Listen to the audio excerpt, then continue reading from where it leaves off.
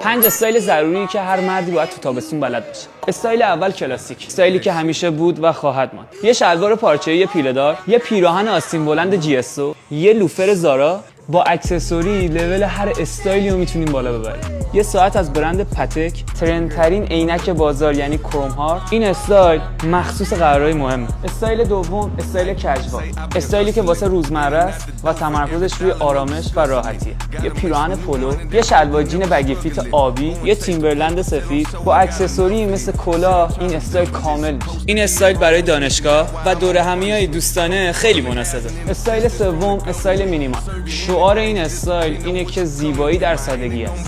یه پیراهن آستین بلند، یه شلوار پارچه‌ای، یه ونسی که اسمشو نمیتونم بگم. تو این استایل‌های پرزرق و برق دیت اول من این استایل مینیمال رو بهت پیشنهاد می‌کنم. استایل چهارم استریت استایل یا همون استایل خیابونی، استایلی که همیشه ترنده و الهام گرفته شده از رپرهای آمریکاییه. یه جاگر فول بک، یه تیشرت باکسی و یه اسنیکر جردن، استایلی که اسمش روشه واسه خیابون. من اینجا بهت استایل‌های واقعی رو نشون میدم.